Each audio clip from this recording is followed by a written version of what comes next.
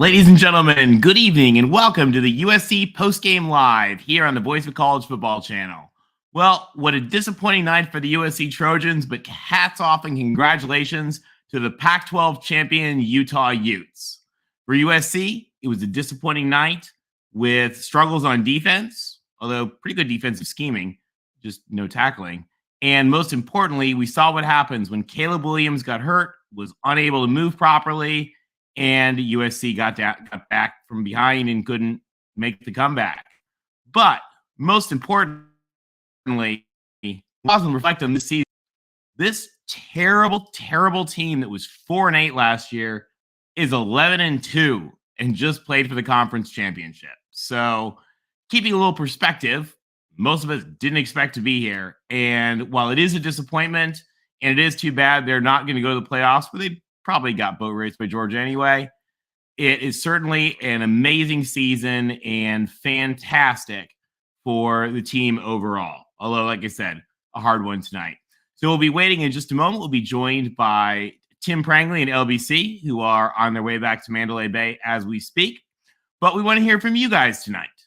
So a couple of ground rules. So as always, we'd love to have you guys call in. We'll give you a link right now in just a moment where you can call in with Discord, call in with StreamYard. You can also contact us on Mark Rogers Discord, or you can send us direct messages on Twitter or participate in our chat.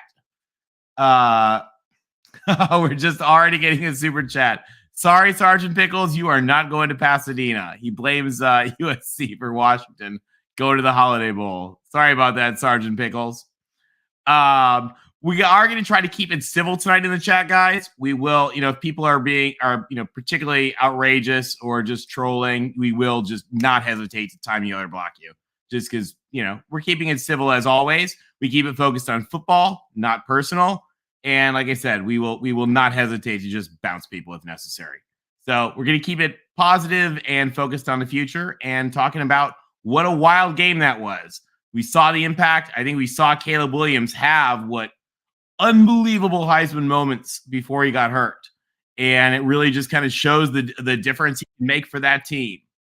So we are actually going to be joined right now by our first caller. We've got Will ND joining us. Will, welcome to USC Postgame Live. Gentlemen, or I should say Tony. You saw this week what happens when Caleb Williams can't run the ball. Yeah. Well, I wish you guys played like this when you played us. I'll just say that. I wish we had a shillelagh, but yeah, I have some. I was hoping that Rick and Tim would be on, but I didn't. They will be. They're on their way back to Mandalay Bay right now. Okay. But I did. So USC calls themselves arrogant bastards. Well. Oh, what have you got? It's harder to lose when you're arrogant bastard. So I got a nice because the arrogant guys, they take it harder. They take it a bit harder. I'm still reflecting on again the fact that they were 4-8 last year. Yeah. And here they are playing for the conference championship. I'll tell you, Will, the thing that I can't get over, and there's all these idiots in the chat who are just absolutely showing that they don't know anything about defense already. Because our defensive scheming tonight was awesome. It's just the guys didn't tackle. Yeah. I was impressed by Alex Grinch tonight. Mm-hmm. The guys were where they needed to be. They just weren't tackling. It's a personnel problem. Yeah, I was eating Swiss cheese looking at that defense, man. Tackling, man. There was a red body there to make the tackle that wasn't tackling. So it really, the scheming was fantastic. It just, they weren't there to tackle. Now, they tackled a whole lot better than they did last year. That's for sure. Last year was disgusting. Can we edit the ACC PowerPoint to add the Utes in? We should. The Utes are now also the ACC champions. Mm-hmm.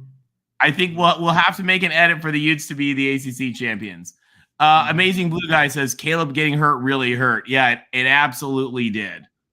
But to Peter Christian, how can defense be good if they didn't tackle? Well, we just said the scheming was good. They didn't tackle. It wasn't the offense. It was also very much the offense. Mm-hmm. All right. Mm-hmm. I also for the Utes again, guys. Any personal stuff? If you're people are being nasty, we will bounce you. We will put you in timeout. We don't play that here. Not in this show. Congrats to the Utes. I gave them a victory. Golden Monkey. They won the Utes. Well, first of all, also, let's talk about the Utes for a minute here. Mm-hmm. They played great tonight. Mm-hmm. How Cam Rising got up from that hit. Wow. Mm-hmm. Gutty defense. Fantastic. Yeah, guys, again, if you want to get personal, we will literally just block you. It's fine. Yeah, what a gutty defense.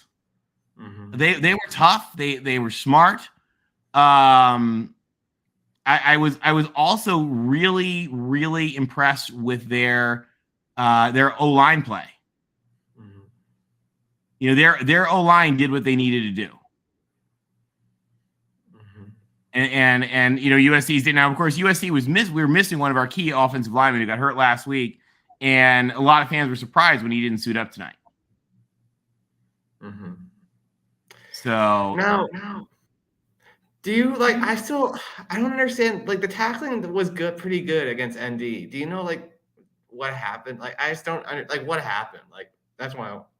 Because to be honest, I think Utah's a better. I think Utah's a better team than Notre Dame. I don't mean that in an offensive way. Just this is the defending champions. They were in the Rose Bowl last year.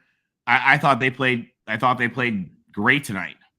Mm-hmm. I mean, we've also seen Utah when they were banged up and they were missing players, and when they had Cam Rising hurt, they weren't too good. But I think that they had it tonight. Also, Kyle Whittingham leaned in all week on the we're poor us, nobody respects us, all that kind of stuff. And I mean, brilliant team motivation. I thought he was great. Mm-hmm. Now, Tony, I have to bring this up. Are you worried about Caleb for the Heisman? Are you worried that Max Duggan's going to take it from him tomorrow? I'm not really worried that I don't think Max Duggan's going to take the Heisman tomorrow. I mean, I think if anything, Caleb showed what he can do while he's healthy. He had his Heisman moments, and then was hurt and barely able to walk, and still let him down on touchdown drive. That was that. I mean, he reminded me. I'll tell you who he reminded me of. He reminded me of Jake Haener. He looked like Jake Haener when he was up against UCLA. So you definitely weren't for putting Miller Moss in. I actually was for putting Miller Moss in. I honestly thought that when Caleb couldn't move, because here's the thing about Miller's really good. And guys, we are joined by LBC Trojan on his way back from the game. LBC, tell us what it was like at the game tonight. Hey guys, how you doing, man? Sorry, I'm a little bit late, but when you're hated by many and loved by few, you get texts and you get phone calls. And I'm gonna go put a couple people on blast right now, like Jeff Werner and Randy Zelko from my little community of Tustin. I haven't heard from these bitches for 2.5 years. Guess what? I get a phone call, so I missed it and I returned it, and they're giving me crap. This is a guy who went to Cal and a guy who went to UKMC. I think it's the University of Kentucky Fried Chicken or whatever. But they're giving me crap, and I say, hey, look, that's okay. I expect it, but you know what? It's kind of sad that I haven't heard from you 2.5 years, and you got to call and hate on me. That's fine, but that's what you get when you're USC. I love it. Congratulations to Utah. They beat us fair and square. They had a great plan, and they had a great game tonight, didn't they? That's it. But you got to deal with that when you're a USC fan. Is that people hate USC, and that's great. You know what that means? We're back.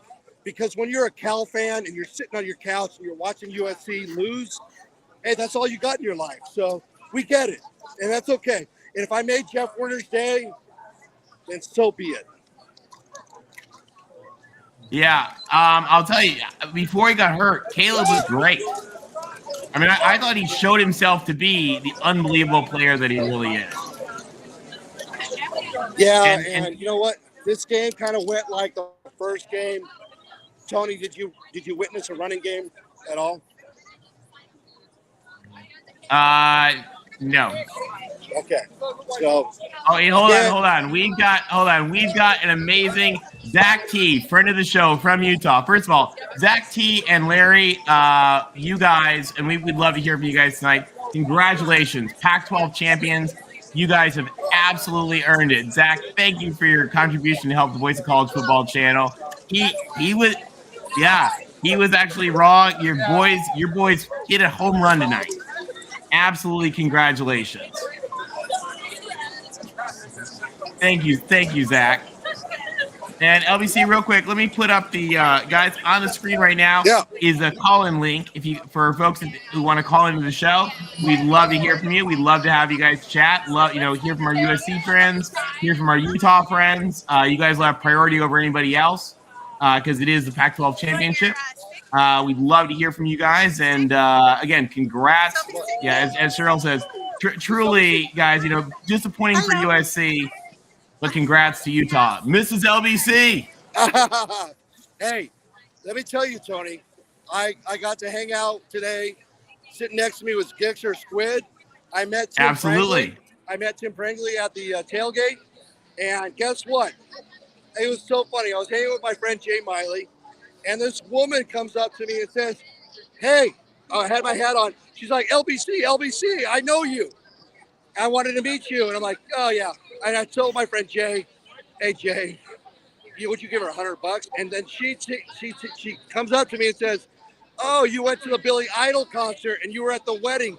This woman watches our show religiously. Yes. And her name is, I'm going to tell her right now, her name is Sophia Weiss. She has the same name as my daughter, Sophia Weiss. Hi, Sophia. She's from Virginia Beach. This woman is incredible, man. And she loves USC. And I'm bummed for you, Sophia, but you know what? We're okay. We're going to go to Cotton Bowl. But wow, man, it was cool to meet some of our viewers in the chat that are out here. And that was a total surprise. And that was the coolest thing. And she goes to my wife. And Tony, because you coined the phrase to my wife, Mrs. LBC. And she goes, oh, and you're Mrs. LBC, and you went to the Billy Idol concert, and we loved it, and you were at the wedding. I'm like, oh, my God. It was crazy. It was so much fun. So That's awesome. All you guys in the chat, and again, friends in the chat who are from all different schools. We love all you guys, and we're glad to have you guys. And a lot of you were watching the game with us. I was getting texts from you guys and Discord messages from you guys, and we really appreciate everybody out there. Really. But Tony, you know what? It was you could tell Utah was up for the task. I had a sinking feeling as we went to halftime where they scored a touchdown in the last 4 minutes, and they got the ball in the first 4 minutes. They scored another touchdown, and you can see the writing on the wall. And I didn't realize Caleb was hurt, and you had mentioned that on a text, and you can see him limping around. And, we just didn't have an answer, man. And here's the thing, and that's why I think the spread was only -2.5, because that was a funny thing. But it's hard to beat 3 ranked teams in a row. And I think we just didn't have enough juice. And, hey, it is what it is. We lost. Congratulations to Utah. I think the refereeing was fantastic. We just couldn't win. Yeah, actually, obviously, can we pause for a minute? So Chris Coit, who's actually a phenomenal referee, was the head ref tonight. The Pac-12 put together a special team of their highest graded officials at every position. And I thought they hats off to George Klyakov. They had a great referee team tonight. Yes, they did. And you know what? We had 5 Utah fans sitting behind us, and we had a little bit of one-upsmanship on them early in the game. And I said, hey, look, I'm glad that you guys beat us. You didn't beat Oregon because those guys are little bitches, and that doesn't mean anything. When you beat USC, when you beat the arrogant bastards, that means you beat the best. All right? So now you need to go to the Rose Bowl and beat Penn State or whoever they put in front of you. If you want to be a Pac-12 member, you got to win the Rose Bowl. Okay? You won the Pac-12 last year and you lost. If you really want to be respected, you got to go win the Rose Bowl. And we wished them well because they deserve that. Whether they do that or not, I don't know. But I'll tell you, LBC, again, we had a lot of issues with when we lost to them, by 1 point in Utah, and there were refereeing issues and people were upset. I don't think there's anything to be upset about tonight. No, Great no, it's great. Hey, I want to introduce you to Amy Miley. She is my friend Jay Miley's wife. Amy. And So Jay's a Jay, friend by of the way, show. to everybody in the chat, you guys in the chat talk to Jay all the time. Jay, I know Jay's at the game right now. Amy, thank you to you and Jay for joining us every week in the chat. We really appreciate it. And Jay went to school with Tim Prangley, so that's how we know each other, right? All good people. Where's Jay? Let's find All Jay. good people. Okay, Jay. People up Jay's toting the cooler right now. But hey, Tony, do we have any questions in the chat? We're a lot of folks are the Ohio State people are celebrating, as they should, because they're probably going to be off to the playoffs. The SEC people are being snippy, typical dumbasses. A lot of our Pac-12 friends in the chat are bemoaning the fact that we just dumped them all down a bowl. So our friends from Washington and from Oregon State are sort of cursing that they've all been dropped down a bowl, possibly. We'll see what happens. We'll see. Who knows? But again, everybody in all of you guys have been with us all season. Again, let's just pause and what a wild season. Oh, Will, did I freeze or was that LBC? It's LBC. Okay. Here we'll go back to us. LBC will hopefully be back with us in a minute. Probably sketchy reception. Again, lots of folks, SC to El Paso. Thank you, Connor. Hey man, I would be last time Notre Dame was in El Paso, it was great. So I honestly wouldn't mind. And we've got Desmond Cox joining us. Desmond, welcome to the show. How's it going, guys? Good. LBC's on his way back to Mandalay right now. We're waiting. Tim, I think, is still on his way back to the hotel as well. Desmond, what'd you think about tonight? Yeah, I won't say a lie. I got a headache. I think it was a stress headache from this game. Yeah, I mean, I think I talked about it this week, and I talked about it last week against Notre Dame. We just all abandoned the run, and that's exactly what we did last game. It was, I don't care if we weren't, gashing them like we were, like we have been the last two teams we've played. But we still have to run the ball. If we don't run the ball against a good defense, we just stay one-dimensional. It's not going to work. I don't care how good your quarterback is. That was that. And then obviously Caleb getting hurt. That's unfortunate. But all in all things, we had a atrocious end of the second quarter. They get the ball. We forced them 3 and out. And they punt, and we have the ball, and then that's when it just all falls down, and they start getting pressure on Caleb, and it was just bad. I don't think we adjusted to the pressure very well. We didn't throw. I think we threw maybe 2 wide receiver screens. We didn't throw a halfback screen. We barely threw any hitches. I don't think we adjusted to how much pressure they were bringing. I think they blitzed almost every play. They were not letting Caleb just sit back there and have all that time in the world. They were. And actually, just on that question, Erica Goldberg, friend of the show, queen of new quarterback Cade McNamara. Congratulations again, Erica. Bravo on that one for you guys. Says, sorry, Trojans, I was rooting for you guys. I do feel the O-line could have protected the quarterback better, especially given he was injured. Thoughts? Erica, I think you're absolutely right. Now, Erica, we were missing probably our best offensive lineman tonight, who was hurt and didn't dress for the game. And I'll tell you guys, when the center went down and we had to move one of our guards to center, that's when Erica, That's never a good sign. No, that I knew that it was not going to go. It was not going to end like we wanted to. In fact, I figured it would end pretty much exactly the way it did once he got hurt. Yeah, the play calling has to change though. When stuff starts happening like that, we can't sit here, throw those 4 or 5 second route combinations anymore. We got to get the ball out of our hands. Utah was doing it all day, right? Well, Desmond, what are your thoughts on? I'll be honest. I thought we should have put in Miller. Caleb couldn't move. Oh, yeah. Either you change up how you use Caleb, so you take away all the RPOs, and you start throwing hitches and slants and rub routes, or you put in somebody that can actually move around in the pocket and do what this offense is designed to do. I mean, you can't continue to do the same thing with an injured quarterback that with the way he plays. So I mean, sitting here and running 15, 20-yard combinations with somebody who can't move in the pocket when they're blitzing every play, it's just not going to work. Yeah, and I mean, and Miller's shown he can do. Oh no, Tony's freezing up. Do it. I'm actually a little surprised. Sorry, guys. I'm a little surprised they didn't at least give Caleb like a series to regroup. Well, I mean, we were in it. Right? D-Mac points out he thought we should have put in Moss too, but then Caleb kept dropping dimes. It was nuts. Still a Heisman performance. I agree with you, D-Mac. I think our team belongs in the peristyle.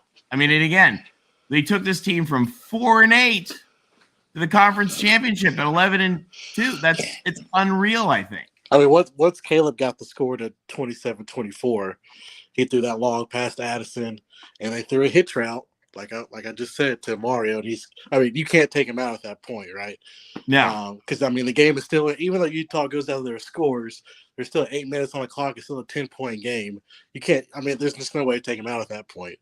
And then, I mean, I heard you first talk about the defensive scheme. Let me put it like this. It looked like we did the exact same shit the first game. Like we were just off coverage on everybody. I mean, they just lived on the hitch routes. They lived on the I don't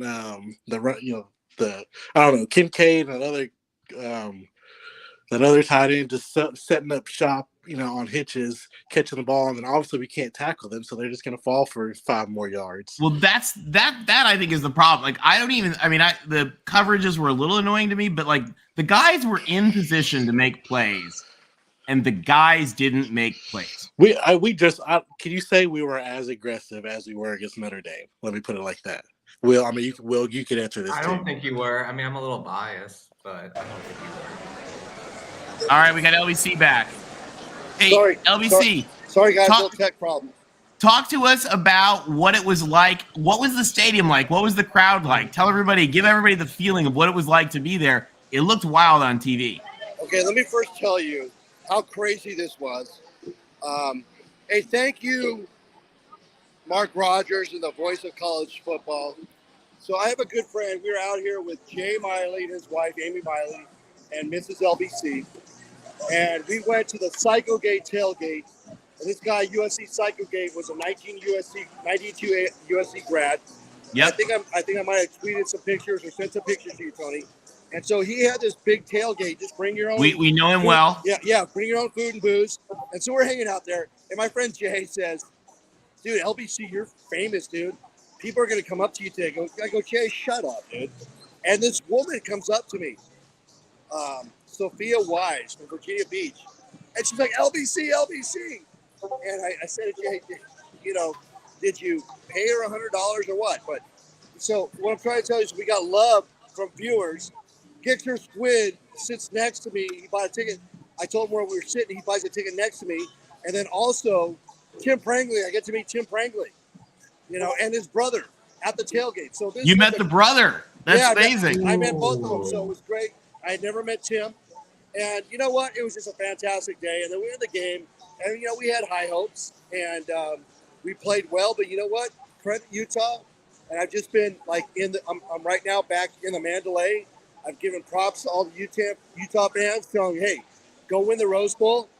We're not bitches like Oregon. I'm giving you props because Oregon's nouveau reach, and they would never give you high fives after losing. They wouldn't, because they've been playing football for like 8 years.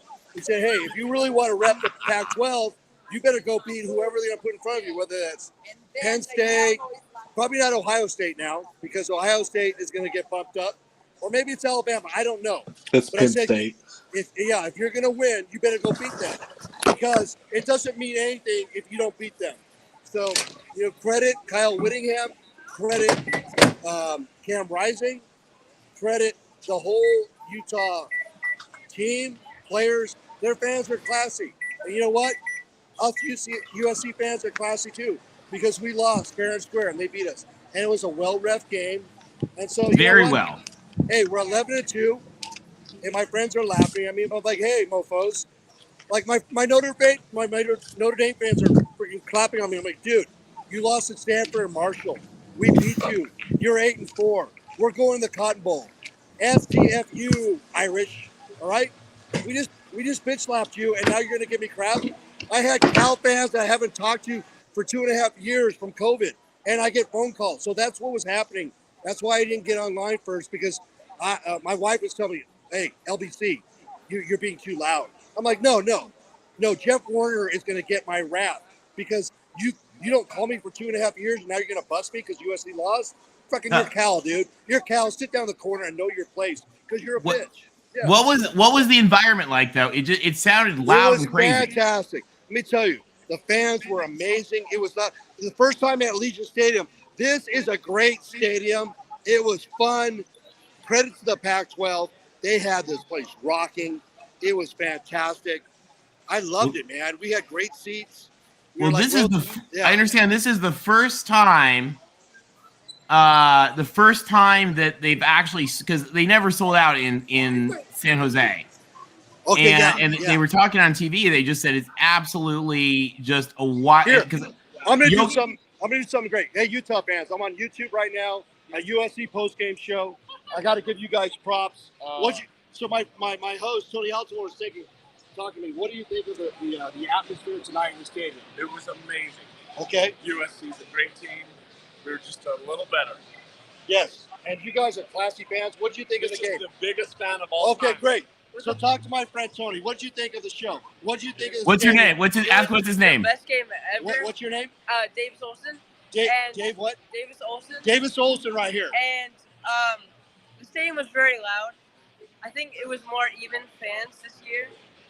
But I think Utah over. Tony, can you hear Davis Olson? We can. Hey, tell Davis congratulations to the Utes. 100% congratulations to the Utes. My host said 100% congratulations to the Utes. And your name, sir? My name is Chris, and I appreciate you. Yep. And the USC fans were outstanding, and I thought we were not going to do well against USC, and we. You guys are champions. Hey, how do we compare to the Oregon fans? Did we show up? Better. Yeah, okay. Better. And, right. and I think both fans are classy, but there were more Trojans for sure this year. Congratulations. Hey, thank you, sir. Good luck. All right. Have Cheers. fun. All right, man. There you go. Hey, Tony. Hey, hold on, guys. We have Larry Pilgrim in the chat. Larry Pilgrim, friend of the show. Let's go, Larry. Pac-12 champion, Larry Pilgrim. We would love to hear from you. We're going to need friend of the show, Larry Pilgrim, celebrating his team's championship. Hey, Tony, LBC, one thing. I just saw a tweet that Lincoln Riley said Caleb hurt his hamstring on that long run. So it was early in the game. It was on the long run? Yeah. You know, he went down kind of funny on that run. It looked like kind of a weird slide-ish thing. Yeah, so if he was surprise me. If he was battling from that point, yeah, we had no shot. If it was 5 minutes into the game, we just had no shot. All right, so that's what we're hearing. We're hearing Caleb injured his hamstring on the run that may have won him the Heisman. Hey, LBC, we are going to bring on Larry Pilgrim right now, friend of the show. All right. Larry, your Utes are the Pac-12 champions, off to the Rose Bowl. The little old lady from Pasadena. Congratulations, Larry. Thank you. Proud of my team. That was a nail biter that first half, wasn't it? They fought hard tonight. They played great. Yeah, I kind of felt it was going to go that way. I didn't think they would end up with that many points, but they were given good field position, easy score positions because USC had to go for it. So that was a good showing. You guys remember me saying I just hope everybody comes away healthy from this game, and it happened last time we played. You know, guys just put their heart and soul out there, and it was a war. They were warriors. I give credit to USC. They had their heart and they fought. So we'll take a good win. And a well-deserved win. You guys played great and absolutely deserve the win. Thank you. I guess an exciting game. Hey, we've got Ryan Clary joining the show. Ryan, welcome to the USC Postgame Live. Hey, fight on, guys. It's been a heck of a season. It's been exciting. I'm proud of this team. You know, I mean, it would have been, I know in my heart it would have been a different outcome if Caleb was 100% the whole game, but it's okay. It's all good. Hats off to the Trojan LBC. I'm happy for you that you're at the game, brother man, and enjoyed it.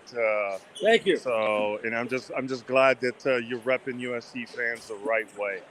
Well, let me tell you, if even if Caleb was 100% healthy, I don't think it would have mattered tonight. Utah was a force. Credit Cam Rising, credit the Utah players, the coaching staff.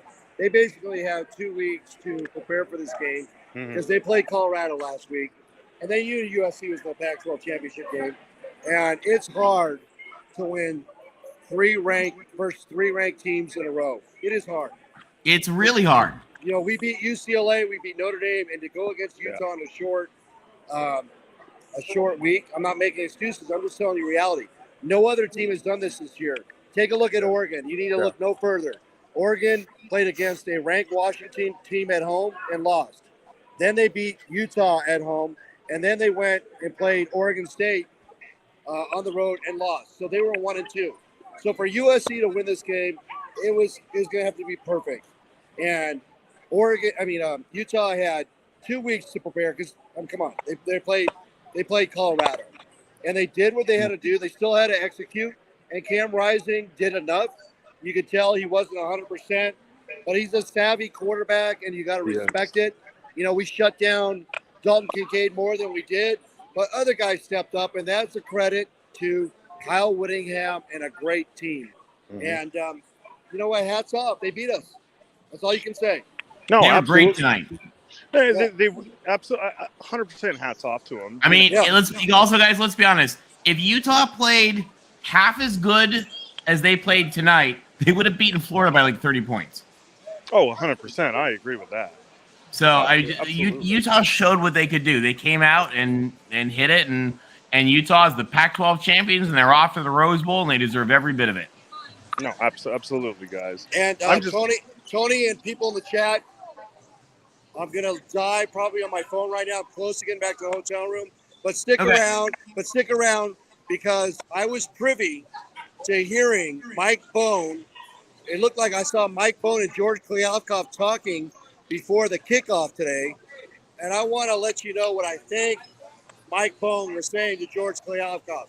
So hang around. I got a little interpretation for you. Yeah. So I do. All right. So give me about 10 minutes to get back to my hotel. Take your time, room. LBC. Get back. Enjoy the Delano. All right. I'm gonna go head back to the hotel room, and I'll join you in a few minutes. All right. Talk to you a little bit, LBC. Well, that was cool. We got to talk to some Utah fans walking back. You know, again, I think he's at Mandalay or on his way to the Delano, which is right next to the stadium there in Vegas. Guys, what a cool venue. I mean, I don't know if you guys could really see it. The stadium's amazing there, and it's right in the middle of, right across the highway from Mandalay into the Delano, right there next to Luxor. I mean, just everybody's walking in the strip.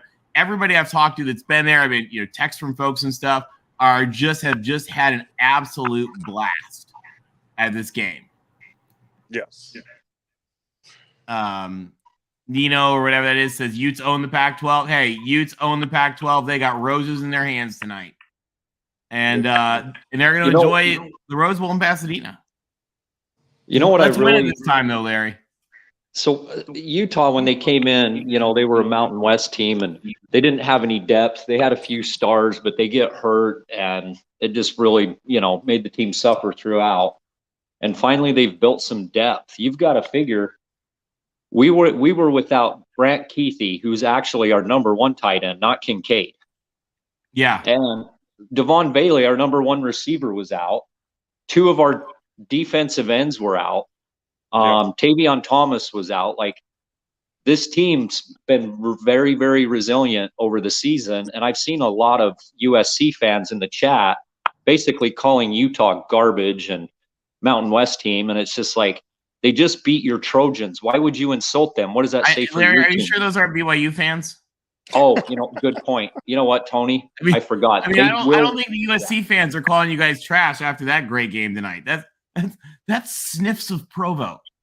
Yeah, they lost to you 2 times. Yeah. I don't think any, because the other thing, as far as USC fans go, at least the reactions I've seen from USC fans tonight already, is USC fans are like, hey, Utah is playing balls out, lights out, awesome. Our quarterback couldn't walk to 7-Eleven right now. Yep. And hats off to Utah. Like, I don't think there's anything negative to take away from this game other than the fact that I'm not sure we could tackle this glass if it was sitting right here. Utah couldn't tackle Caleb. It was like, I think we missed 15 tackles in the second quarter and you missed 15 in the third. So both defenses shined, and they also, just fell short. And to be honest, that Thomas Yasmin, that one tight end, number 87, that guy is Gronkowski. Good luck tackling that guy. He's like 6'5", 270 or something. Like, he's really good. Well, he's huge. Nobody's been able to tackle him all year if he catches a ball. He's not been tackled once. He's huge. The man is just huge.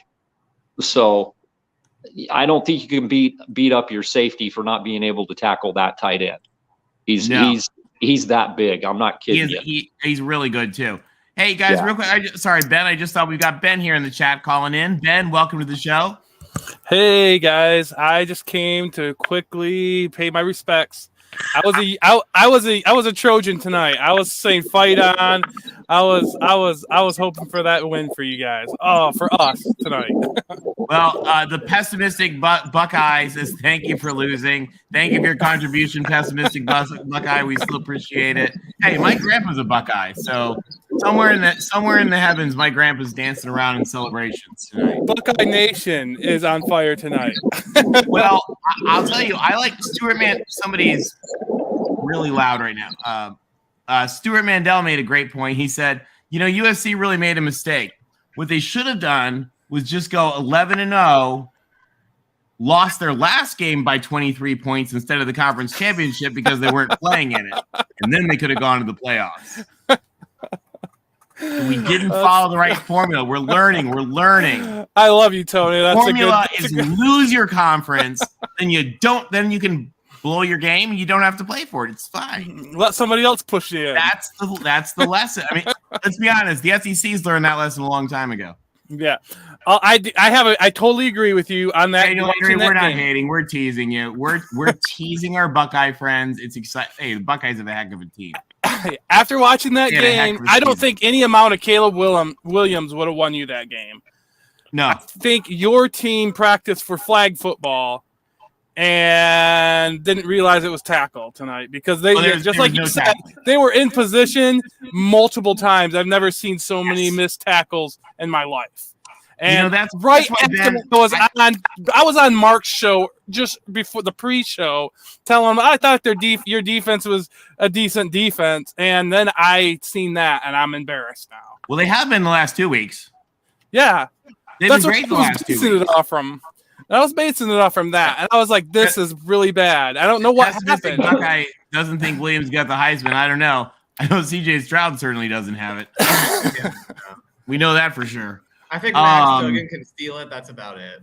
I don't think so. I don't think so. I don't think he's good.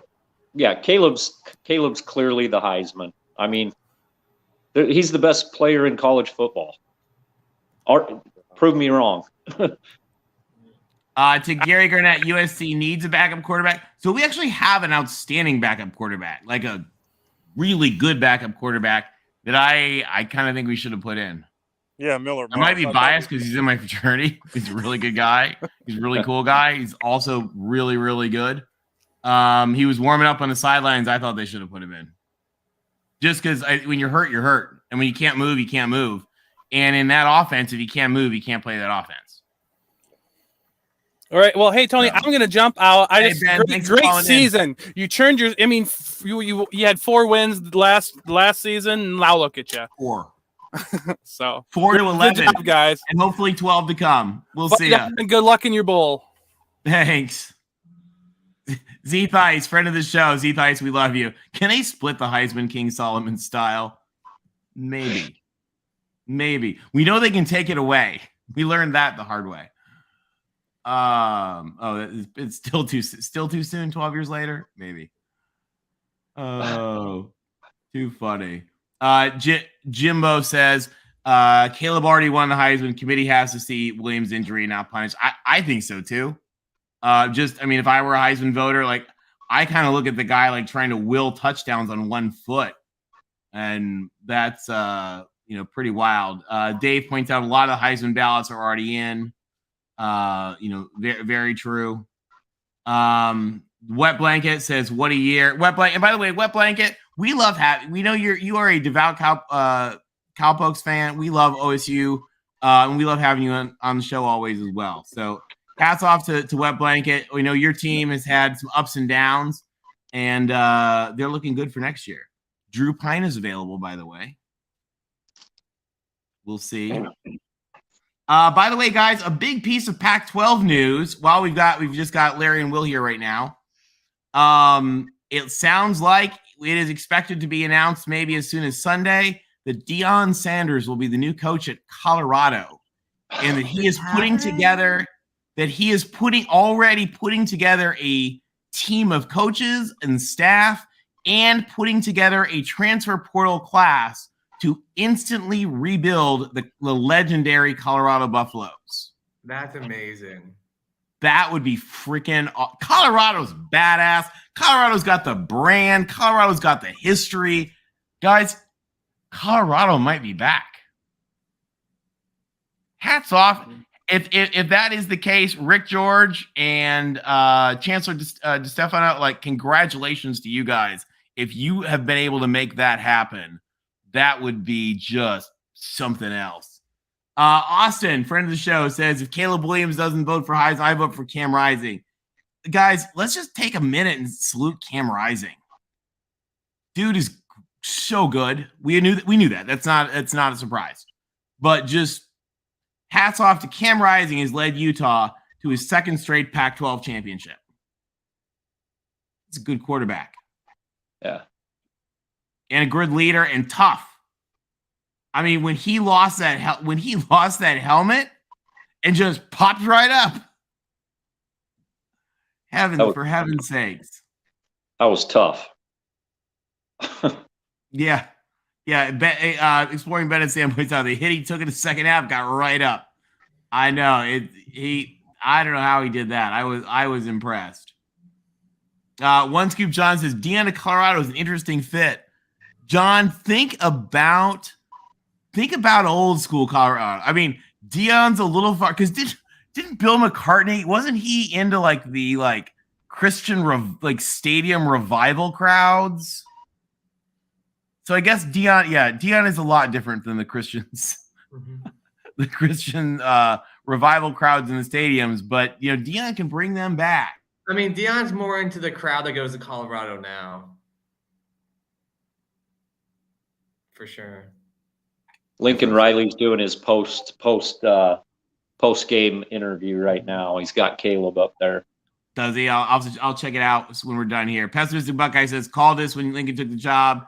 Never any defense. At least you got some Heisman's. Hey, we'll take it. Go, and by the way, Pessimistic Buckeye, congrats to your Buckeye. Thank you for the contribution. We appreciate it for the channel. I know Mark appreciates it. And hey, if the Buckeyes end up in the playoffs, congrats to them. Don't put it past the committee to pull some kind of ridiculous stunt like, we really think Mississippi State and Arkansas had a good season. Now, Tony, if I'm Lincoln Riley, I'm getting guys from the second and third level. I'm getting guys in the second and the third level of the defense to help out Caleb next year and to help him get a little more cushion, because I think that's what the Trojans need, and I think that's what Lincoln Riley's going to do. I think you're right. I mean, the defense. We know we need people in the defense. You guys have. If you look at your roster, you guys just Damani Jackson. You just got a 5-star corner. He was a freshman. Yeah. You guys literally have 4 and 5-star, 2 deep on that defense. I remember looking, because I was waiting for some of those guys to enter the transfer portal so we could get them. Because you guys are stacked at safety and cornerback. There's a couple of them you can have. Yeah, you can go look at that, Will. They have talent. They just need to get coached up. And we have a guy coming in. Yeah, we have a guy coming in named Tackett Curtis, who people are already saying might need the return of number 55. Is he is that good? He's the one that just demolished Arch Manning. He's from Many High School in Louisiana. I think they play tonight and they're on their way to a state championship. Just an absolutely phenomenal linebacker. So yeah, it's gonna be interesting. We're waiting and we'll get LBC back. We briefly had Tim and he disappeared. He'll be back with us in hopefully just a sec. What a night. Although I can't get over this. The idea of Dion in Colorado, it's just like it's gelling in my head, and the more it gels, the more I think it works. It works. It'll work. Is it safe to say that JT Shrout will not be the quarterback next year? Poor. He tried his best. Or who's the quarterback? One of their quarterbacks announced he's going to the transfer portal today, who looks about 9 years old.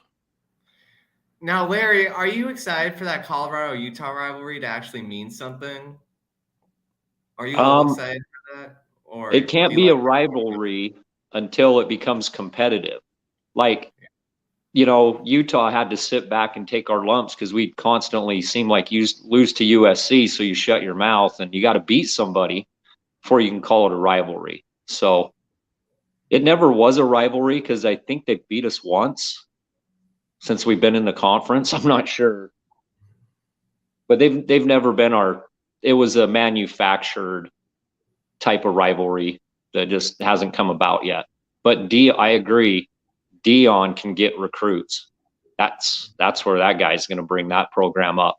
And I think he could build that into a rivalry, which would be pretty cool.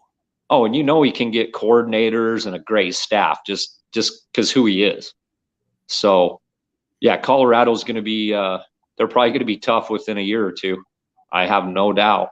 By the way, to our friends from Oregon State, we love you guys. We're a little shorthanded on moderators tonight, so your constant beavering that sets off the YouTube algorithm filters.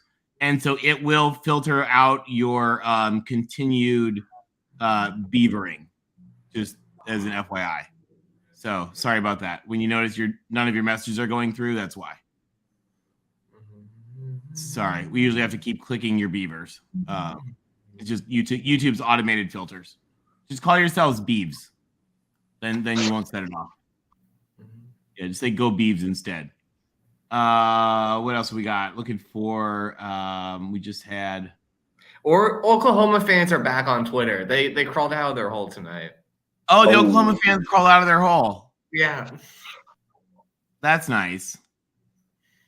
Oh, yeah. They've been in a hole for quite some time.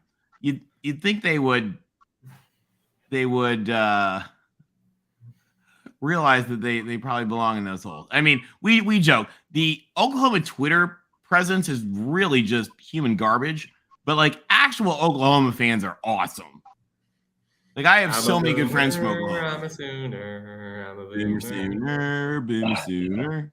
Yeah. Sorry guys, it's hard to keep up with the chat right now until we get Connor Beaver is not derogatory. It's not Connor. It's not us. It's YouTube. When you do all your beavering, it actually YouTube holds it for review. It's not us. It just we have to go in and manually override it for all of your little beaver emojis. So just say beeves, just so we don't have to do it. And you are America's team. You are America's team, Clint. We agree with you. Yeah, I mean, let's also hats off to the Beavs again. Once again this year, you guys deserve everything. The Platypus Trophy is home. Oh, hey, Tony. Yeah, who's this idiot? Caleb was faking. It was obvious. No, we don't need you participating. Hey, Tony, I got to address Connor. Talk to Connor. Connor said I was bullish on the Utes holding USC down, and our defense would hold up this time, and it would be a low-scoring game. So I got that right. Yeah, you guys were great tonight. Yeah, Yeah, like I said, the score wouldn't have been as bad if they weren't trying to play catch up. They gave us, they gave us the last ball. 2 touchdowns. Yeah. Yeah, I mean, Well, and you know what I would equate it to, Larry, which is actually something we don't see as much in football. It's like pulling your goalie in hockey. Exactly. Tony, can you give Zach T the link? Zach's in the chat. Another Ute. The 2 Utes. The two yeah. Ute. Oh, sorry, guys. And actually, here, let me, Zach. We'll put it in the chat, and we'll put it on this. We'll put it on the screen too. All right, we got LBC back as well. Hey guys, sorry about that. My phone died, and I'm back in the hotel room now on my laptop. What were we talking about? We're Zach T is about to call in. We're hoping. We just sent the link to the chat again, and we've got the QR code, guys, so you can call in directly from there. LBC, talk to us more about the game itself. How is it different than you expected? Well, first off, let me tell you, man, Utah has great fans. They traveled. USC was showing out. I'm at the Delano Hotel, which is connected to the Mandalay Bay. And this morning when I had breakfast, there's a lot of Trojans fans out. We showed out, man. And it's funny because I got a email from the Trojan Athletic Fund saying, hey, wear your gold. And anybody who's a USC fans knows there's not a lot of gold merchandise because they wanted us to differentiate in the crowd from Utah, who's red. So LBC wore my lucky, unlucky Vegas shirt, right? And I have my USC underneath it, but there wasn't a lot of gold. It was electric. The crowd was great. They're respectful. And let me tell you, this was eerily similar to the first game where USC looked like they had the game in hand for the first quarter and a half. And then Utah took the punch and had their plan. And they got 2 touchdowns in the last 4 minutes of the first half and the first 4 minutes of the second half. And that's where the game changed. Yeah. And again, USC didn't run the ball. What happened to Austin Jones in the running game? I ask you, Tony, what happened? That's a real good question. Yeah. Did you see All the right, hey- stat, Rick? Rick, they put up the stats. Austin Jones was 14 for 35 yards. Okay. Well, we didn't establish the run at the beginning of the game. Correct. Nope. Yep. No, and that was a problem in the first game. And you know what? I don't know if that was a difference in the game, but Utah just kept getting momentum. From what I understand, Caleb was hurt. I really didn't see that because I got texts from you, Tony, and I could see him limping, but I think you'd mentioned he had a bloody hand and he was limping. So I don't know exactly what happened with Caleb, but it looked, from what you were saying, he was injured. Yeah. All right. Hey, guys, we got Zach T and Sean Garner joining us. Guys, welcome to USC Postgame Live. Hey, good evening, fellas. How's it going? Hey, great to join you. Good. Zach, congrats to your guys. They played great tonight. Appreciate it, Tony. It was a hard-fought game by both teams. Couple points I'd like to throw out. I remember I noted it for some reason in week 6 and in between week 6 and week 7. If you go back on the Pac-12 show, I noted I didn't think championship game including anybody would make it out of the pack without 2 losses, and you're right. Come to fruition tonight. Again, very, very hard-fought game by both teams. From what I hear, Caleb got hurt during his what was that, a 60-yard run or whatever in the first quarter. I personally, obviously being a Utah fan, I think, obviously it would have helped you guys out, but that second half momentum, I mean, it was just when we scored with 2 seconds to go in the first half, you could definitely feel the momentum change. It just kind of felt like, as a Utah fan anyway, that we had everything right where we wanted it. And like I said on Wednesday's show, I thought if we could keep it close in the first half. Everybody kept saying USC was going to pull away in the second, but I recall what happened in the first meeting, and it kind of came to fruition again today. Yeah, when you have a team on the ropes, you got to be able to finish the job. And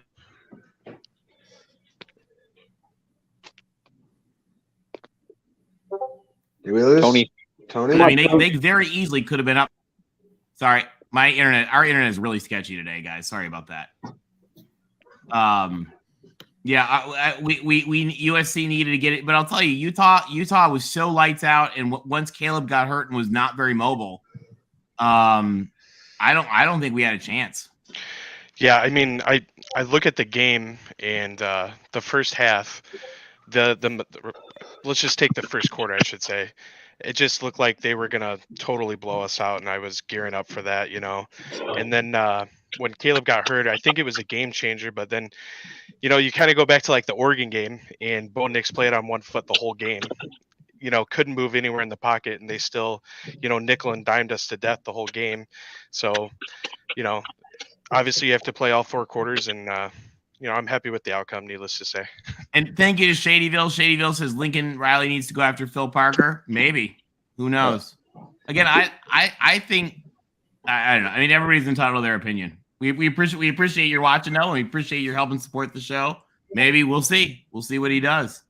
Yeah, I'd like to say about that point that Oregon, Bo Nix, I think Oregon's a completely different team than USC. I think they're probably a more complete, more well-rounded team. I sort of view this USC team in the way I viewed like those 06 through 09 Cleveland Cavaliers, where it's like, hey, if LeBron's on his game, you can beat anybody in the world, but if something goes wrong with him, this is not a very good football team. I don't think this. I mean, that was kind of a laughably bad performance by USC in the second half. There's really no way to sugarcoat it. The tackling was just atrocious, and there was no backup plan for other than Caleb, do your thing. Well, no. Sorry, is that Zach? I know that was Sean. No. And real quick, Erica points out that's not happening. Let me address your comment. You're absolutely right. But you're dealing with a team that had played 3 ranked teams in a row, and the third team in a short week. So you could be mentally prepared, but physically, can you handle it? So this because take a look at Oregon. I'll use them as an example. They played Washington at home. They were ranked. They lost. They played Utah at home, who was ranked, and they won. And then they went down to Oregon State, who was ranked, and they lost. So it's hard to win 3 games in a row. And USC went for it, and they were there. But they ran out of gas. And credit to Utah, they had a great game plan. They played Colorado the week before. They knew USC was in the championship, and they game planned for them, and they put together a game plan and executed it to the best of their ability, and they won. So it's not like USC choked. It's not. And I don't know what it was like on the broadcast. Maybe you guys can fill me in. But what was the feeling on the broadcast in terms of the game? Was it electric? Was it something that showed the Pac-12 well? I don't know. What is your? I did not have the sound on most of the time, so I can't really speak to that. All right. Portion of it, I can. I thought it was exactly that. LBC. What's that? I thought it was exactly that. They definitely hyped it up. It looked really good. The only thing is that I thought the kid that won $100,000 had all of the excitement of like a kid who won like a free Reese's Pieces. Oh, okay. Well, with inflation the way it is, $100,000 only gets you probably not that many Reese's Pieces. That's probably true. It's probably true. Yeah, expectations. Yeah, and hey Rick, I definitely agree with what you're saying there. As far it seems like 3 games against 3 ranked teams this year, primarily in the Pac-12 anyway. We'll go with that. Seems to be like a death sentence because Utah lost to UCLA. No other team has done it. No other team, and USC didn't do it. So UCLA beat Utah, and then we went and absolutely smashed Oregon State, and then beat USC. So that was our 3-game, through the ringer, I guess. Our 3-game slot through the ringer, and again, we only went 2-1 as well. So I definitely agree with your point there. Yeah, that's the point that SEC fans bring up all the time, right? I mean, That's I'm why sure there are some people that'll make that claim that Alabama should be in over Ohio State. That's why they year. schedule Austin P the week before they play Auburn. That's why. Yeah. And if you could tell me what the nickname of the Austin P team is, Big Governors. There you go. Governors. There you are. What state are they from? They are from the great state of Kentucky. All right. Check that. I think it's Tennessee. It might be. It could I know be. they're in Ohio Valley Conference. I think Sean's right. Yeah. All right. Hey, guys, we got Marty Leap joining us. Marty, welcome to the show. Oh, no, it is Tennessee. Hey guys. Ooh. Oh, Marty, can you hear us?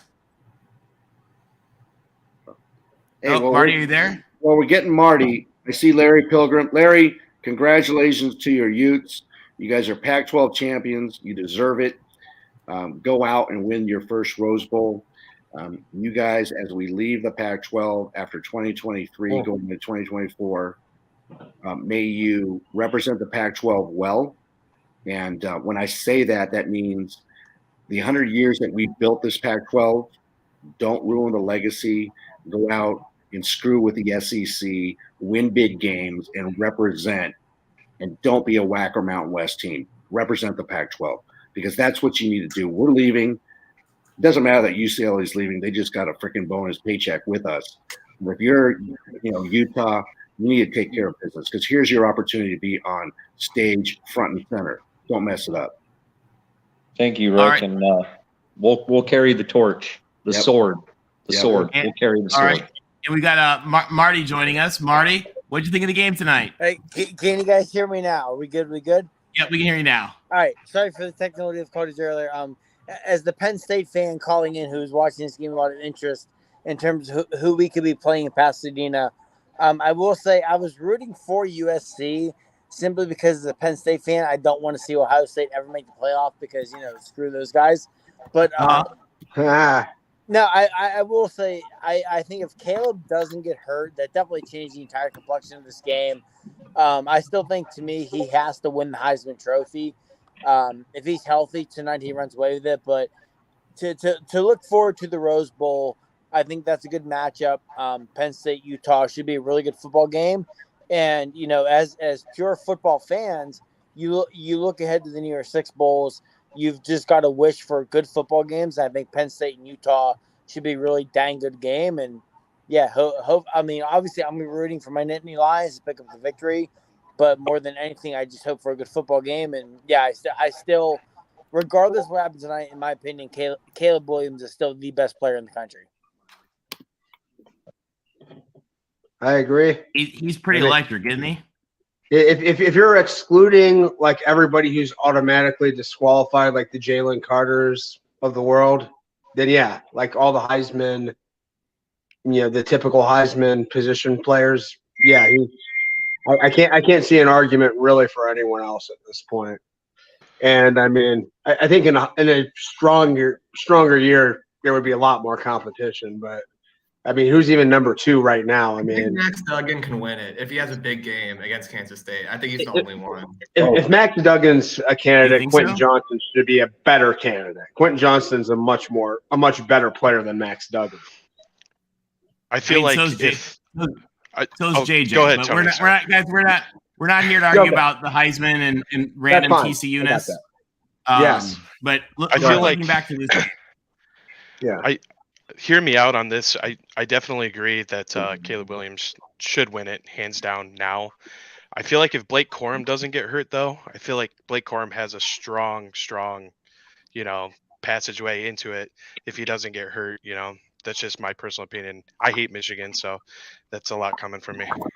Yeah. No.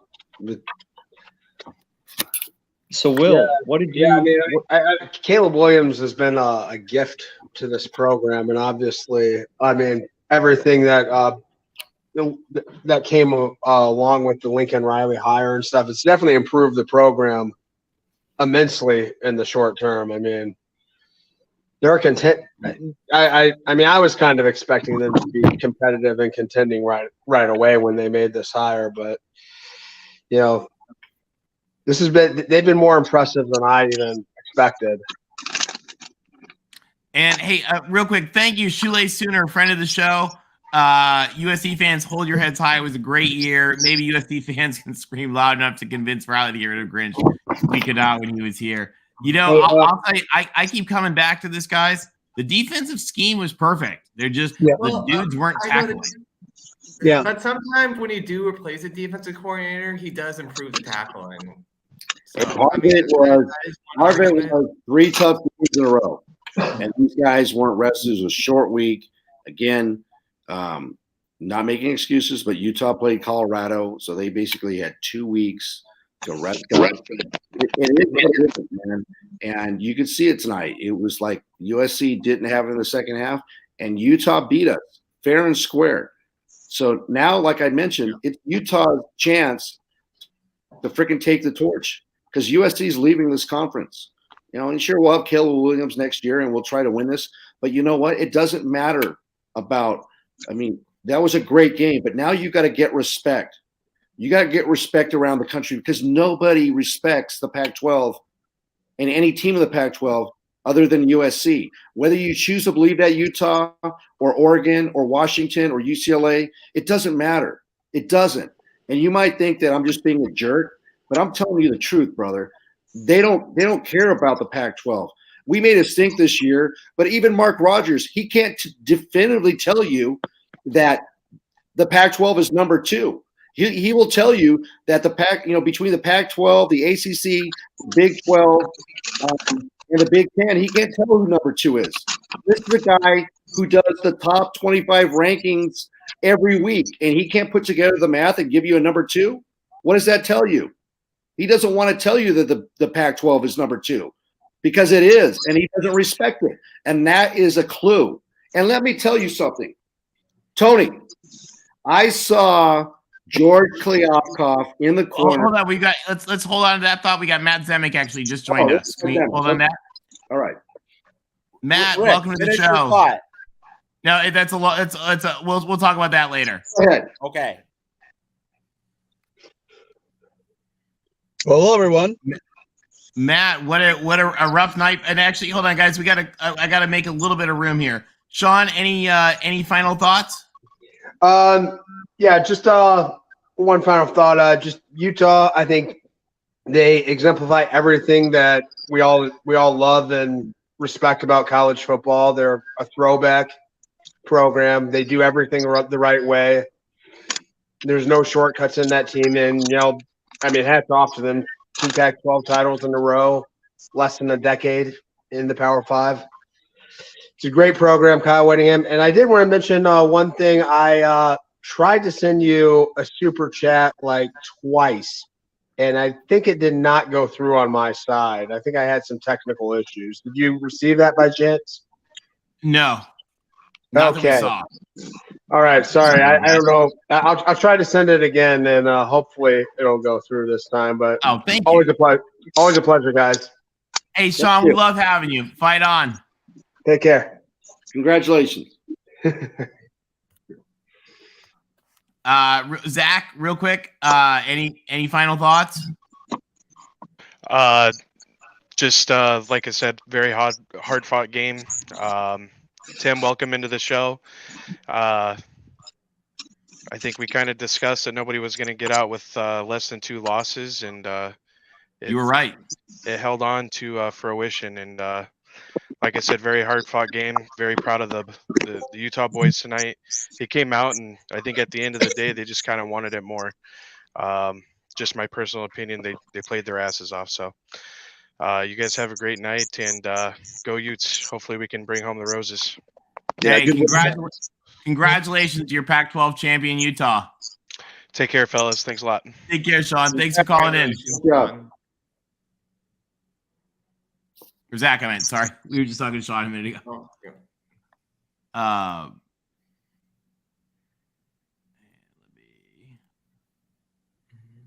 All right. Matt Zemek from Trojans Wire. And we've got Tim joining us. Tim, welcome. Hello, guys. I had to pull off and get a gas station charger because my charger decided to break on me. but I'm here. Oh no! Oh no! And Larry, can I move you to the back room real quick? Because we've also got Gixxer Squid joining us. Gixxer. Okay, Larry, bring the back. Great win, private chat. Thanks, Tim. Larry, we'll leave you there though, so you can, and then come back in just a little bit.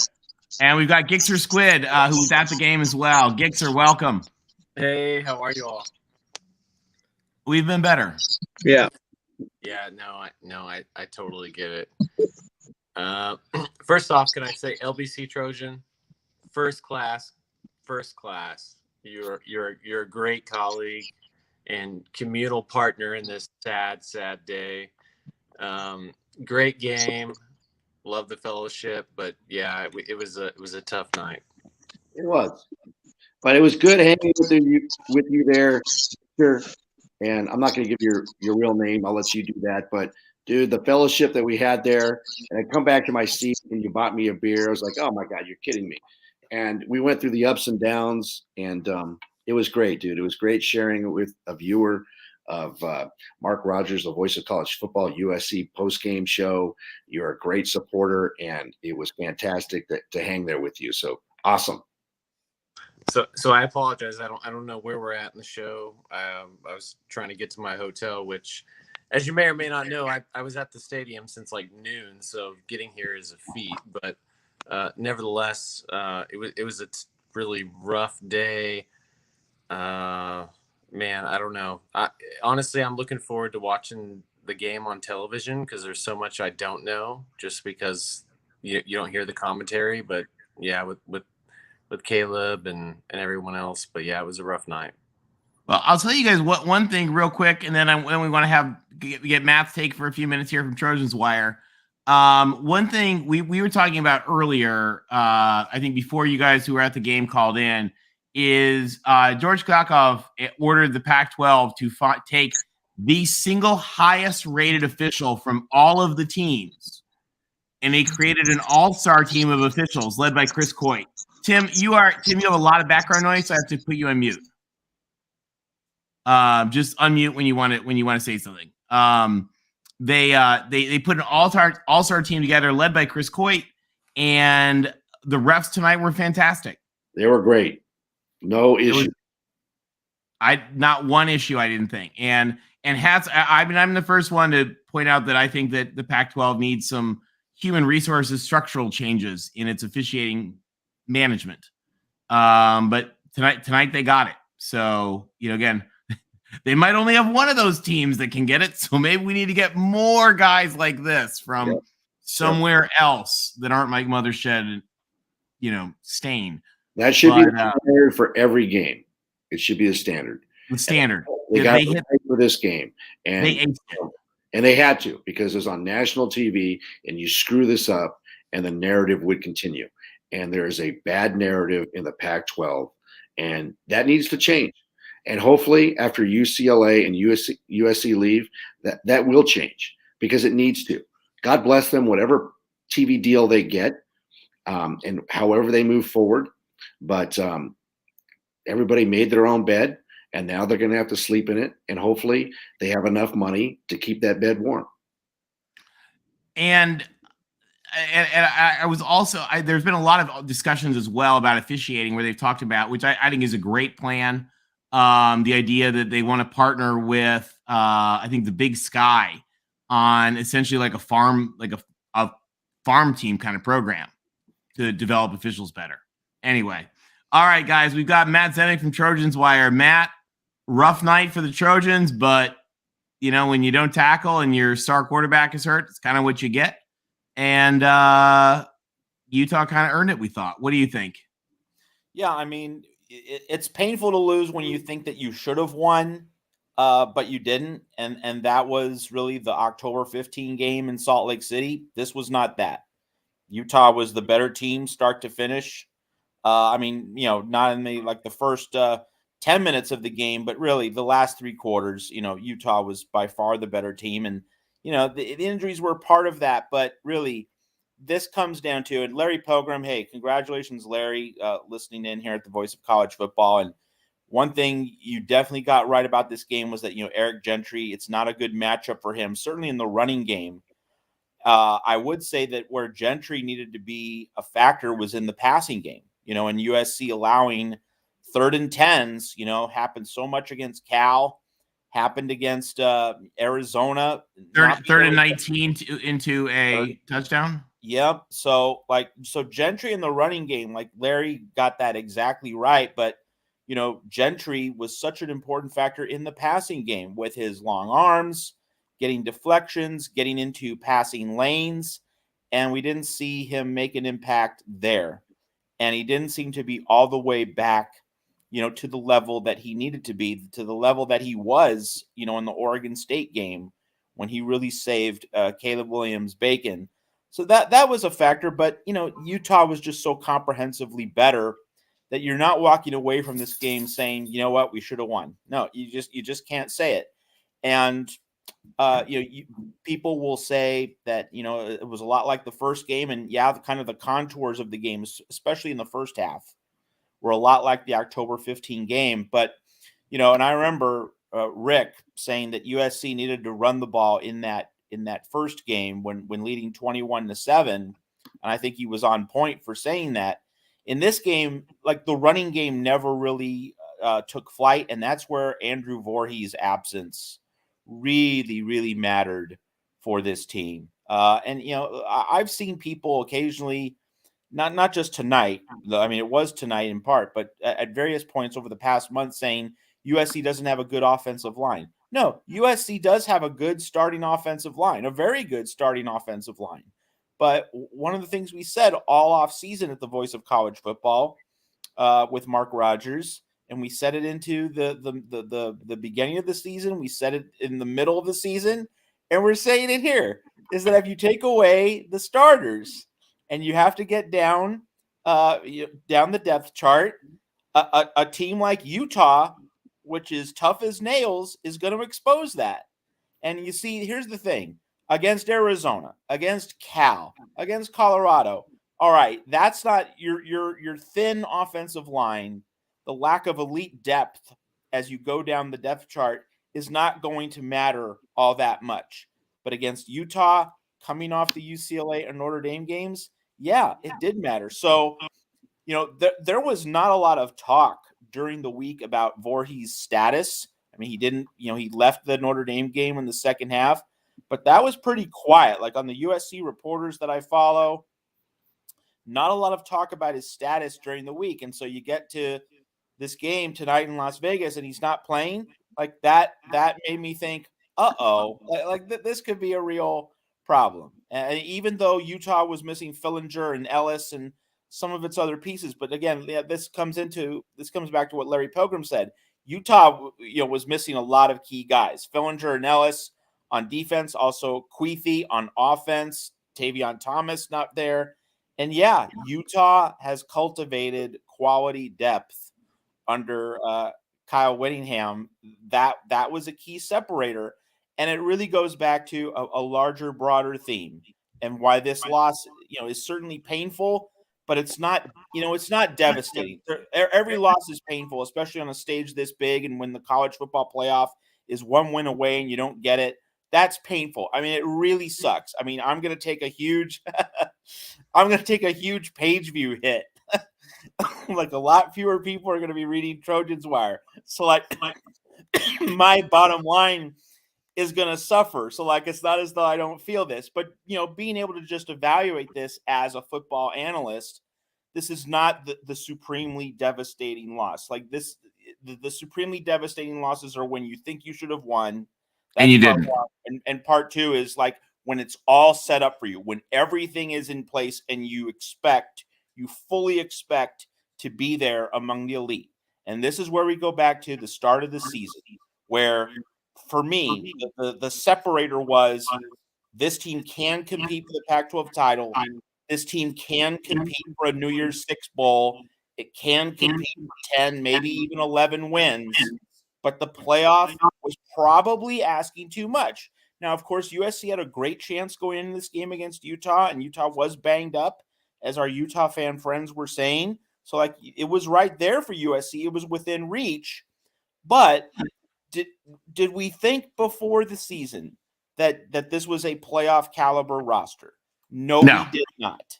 And that lack of depth that Utah has cultivated over time with Kyle Whittingham, that was the separator. That made the difference. And so it's really hard to be devastated. I mean, we're all hurt. People who root for and care about USC, of course we're hurt. Of course we're sad. Of course this sucks. But it's not devastating. It's not devastating the way certain kinds of losses are, like 2006 UCLA. Like that was devastating. There are certain gut punches that like you never ever forget. This is year one. This is building something. This is overachievement in year one. I said it on the Mark Rogers show on Monday. Nothing that happens from here on out is going to change the fact that USC has overachieved in year one. And so tremendously, I think. On a night like this, it's really worth having that perspective, that just to be in position, just to have a chance to make the playoff. Almost every USC fan did not think we were going to be here. Most people thought this was a 3-loss team. Most people thought this team wouldn't win 10 games. And of course, the Pac-12 media, coaches, AP poll, all predicted USC to miss the Pac-12 championship game. And, so unless LSU beats Georgia, and good luck LSU with a banged up Jaden Daniels going up against Kirby Smart in Atlanta. Unless LSU beats Georgia, USC will go to the Cotton Bowl, a New Year's 6 bowl game. That is still a terrific achievement. A lot of USC fans might not be ready for that. We're going to play Tulane or UCF. It's a New Year's 6 bowl. It's stature at the top tier of the sport. Lincoln Riley's made USC very relevant very quickly, more quickly than the vast majority of national pundits expected. But we didn't have depth, and that depth was exposed by a great Utah team, which brought its very best stuff to the ball yard tonight. And I echo what Rick has said. Go and win the Rose Bowl. And I would also say beat James Franklin, because you're going to play Penn State. Utah is definitely wearing the white hat on New Year's Day, and James Franklin's wearing the black hat. Let's go White Hats and score one for the Pac-12. I like it. I agree wholeheartedly. Look at you, just sorted out some stuff in the chat. Herman points out Mark Rogers was right. Utah won the Pac-12. He called it at the beginning of the year. Yes, he did. Oh. So one of the things we were just talking about a little bit ago, Matt, we're hearing reports. We can't confirm them, obviously, because it's still just early reports, but it sounds pretty solid that Deion Sanders is putting together his team and his coaches staff and his transfer portal class to try to do in Boulder exactly what USC did, or what Lincoln Riley did at USC. And it's very possible we will see a resurgent Colorado Buffaloes. Are we giving hats off to Ralphie? Good luck. Hats off to Rick George, who, many people thought, people who follow the Pac-12 conference thought he should have been toast. Deserved to make this higher. But yet, if he can land the plane and get Deion into Boulder, like that is a coup for Rick George, much better than we all expected.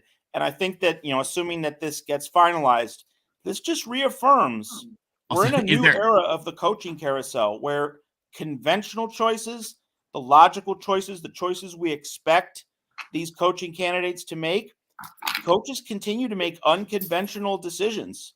I mean, Lincoln Riley to USC, that was an unconventional decision. You don't leave Oklahoma when you've won 4 out of the last 5 Big 12 titles and you've made 3 college football playoffs in a 5-year span.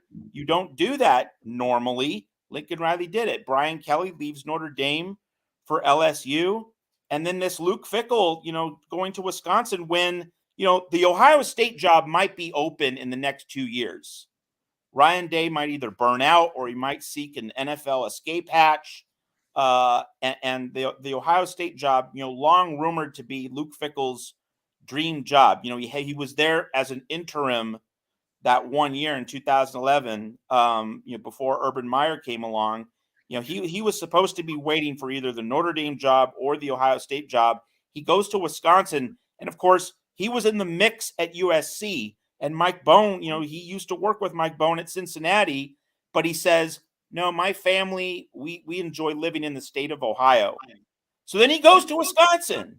All right, it makes no sense logically. So Deion to Boulder, it's another unconventional decision, and it just shows, in terms of athletic directors and what's possible for them, like, you need to consider all options. Like, you can't think in terms of, oh, well, this guy's probably going to go to A or B. Like, that's been the rumor, so I shouldn't try. No, like, you look for every angle you can possibly get. That's really the lesson of this, assuming that Colorado secures Deion Sanders. And in terms of Lincoln Riley and USC, well, hey, we have to worry about Deion for only 1 year, and it's unlikely that Deion is going to be able to fully repair Colorado to the extent that we're talking about 1990 again in Boulder, to put it mildly. It'll probably. Although, is there Matt? We were talking about this portal avalanche. We talked about this before you got in. Just a little bit. Is there anybody less Coach McCartney than Deion Sanders? Boy, night and day, baby. I mean, they really are, culturally polar, culturally distinct. Sorry, I almost feel like just driving. Opposite ends of the spectrum, really. Felix and Oscar. What do you think? Tim, we're getting a lot of noise on your end. Tim, just unmute when you need to. I was muted. Okay. Hey Tony, may I make 2 quick comments? Of course. The first one is the Utah fans that were seated behind me in LBC first class. I just want to acknowledge everyone we interacted with was just extremely collegial. I mean, we all enjoyed the competition. And then the second comment is that I got there extremely early, and you can verify that. And I was loving the pictures. I know, and I could just tell you that I was the only person out there, whether I should or shouldn't have been. And it was weird because, in retrospect, Caleb was like doing these weird 10-yard drills near the end zone, as if he was like kind of testing his I'm reflecting now. At the time, I didn't really think much of it, but he was doing these weird like 5-10 yard kind of rush and stop, and in retrospect, I'm thinking, well, maybe he was testing his knee. I don't know. I don't know if it was proactive or reactive, but it was just, here I am renumerating on that. Like, well, maybe there was something, I don't know. That was just an observation. There's nothing to say there, but I just want to throw that out there. How's my sound now, Tony? Better. And actually perfect there. Preem Sports just has the super chat. He wants your game experience. Well, I got really lucky. My brother, so beginning of the week, I didn't have a ticket. My brother has a friend that owns a local brewery here, and they got us into the Bank of America suite, and it was a gorgeous experience. They were Ute fans, and I want to echo what Gixer just said. We all know this. Ute fans are class, and my brother was saying, if there's a team in this damn league that I want to lose to, it's probably going to be Utah, and I had to agree with him on that one, because they could have been some yucking up what happened in that game, and they were all just kind of respectful and happy to win, but did it in a classy way. So again, Utes, Larry, Zach, we know from you guys, but also all of your Ute brothers, man, they were really a class act. Yep. And I shout out, he doesn't call him, my friend Cody, who is a phenomenal Ute fan, who will probably be there in Pasadena. Congratulations to Cody too. All the Ute fans, you guys. And I know some of you guys, Wrigleyville Ute, Ute 1111. All of you guys, just great fans, great fan base, great folks, and a hell of a football team. And really intelligent fans. Sometimes you just have nice fans, but really intelligent football fans, like everyone in the family, from the littlest kid to the grandfather that was there. It just seemed like they're all really knowledgeable and classy fans. And my hat's off to the Utes. I've been kind of listening in spotty. Sorry, I've been having some issues with my phone, but we were thinking 8-4 to begin the year. And I caught what I think I caught a little bit of what Matt said is true. We've been saying we're super thin. And I think that caught up to us. They had a number of injuries as well, but I think they have a little more depth than we do, believe it or not, especially looking at those tight ends that they racked out there one after another. And then with the Caleb injury, I haven't seen the game. I was having a great time. I really was watching the game as much as I could, but I was having great conversations. And it just looked like Caleb wasn't himself from early on. You know, they went with that read option. I turned to my brother. I'm like, there's something wrong with him because they were doing so successful. The thing that makes that read option and makes our running game go is that when Caleb can tuck it and run with it like he was doing, then all of a sudden the end can't rush in on the back. Yep. And it allows them to get free and get into the holes. And you could tell, you know, the Voorhees situation. And then Tony, I did catch you when you said about Nealon going down. It was like I looked at my brother and said, "Oh crap!" Because first we're like, "Oh shoot, is that we all who's said down? that. Is that Caleb?" And then also we're like, "No, that's too big to be Caleb." As a lineman, I'm thinking, okay, well, which lineman could least afford to lose in that situation? Nealon. And you lose Nealon, the guy is calling out your your line protection and everything. That's the guy. He's a veteran. He's a 6th-year guy, I think. Just amazing. Just a leader as well as a player. And I mean, I want to stop because I'm sorry. I feel like we've given too many excuses. But this is what we thought the team was. Matt, you said it way more eloquently than I can. This is what we thought this team was: an uber talented team, but razor thin. And the injuries are adding up. Everyone this time of year is adding up, but a lot of them have a little more depth than we do. I heard Larry making some good points. We do have some depth at corner. We do have some depth at safety, but we don't have a depth anywhere else. So the Utes took it to USC. It was really disappointing. Somebody was talking about Grinch. Grinch is not the guy out there missing tackles, trying to strip the ball, then bounce off each other like Keystone Cops. He is the defensive coordinator. Those position coaches need to get on these guys. It was a complete 180 for the tackling we saw in the last couple of weeks. Yeah. But I mean, overall, listen, that doesn't happen unless you have an angry running back running downhill. You know, you have a team that believes in themselves and they're playing physical. Those guys played physical football. Larry called it. We were talking about, like, man, I hope we both come out of this thing healthy. Because the way those guys were all hitting, they were flying around hitting pretty hard, and there were some injuries. And the Utes took advantage of it, and they kicked ass, and great win for the Utes. And Tim, you can't see it. Zach T just sent a super chat. Thank you, Zach. Saying Tim, yourself, Rick, and thank you for that, are all fantastic. Love the pack show and weeknights with you, gents. Great game. Go Utes. Hey, Zach, and Zach just called in earlier. Zach did taunt us a little bit with a super chat that was for $47.24. Good. Thank you. That's a good one. We appreciate that, Zach. And Mark appreciates it too, Zach. Mark tremendously appreciates it. And again, congrats, Zach. Congrats to your Utes. There's nothing we can say, guys. I mean, you guys who are with us when we lost the first game to Utah that I really don't think we should have lost. We should have won that game. But this game, Utah won. Yeah, and Tim hit it on the head. This is why Tim and I predicted 8-4, is because we believed that during the course of the season we would have injuries. And we had some injuries during this game, but Utah was the better team, and they beat us. So still we're 11-2.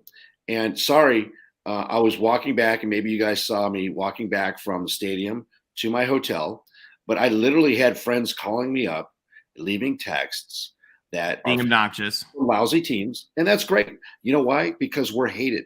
Everybody hates USC. Leave your comments, because that means we're back. We've been walking in the wilderness for 14 years without any direction.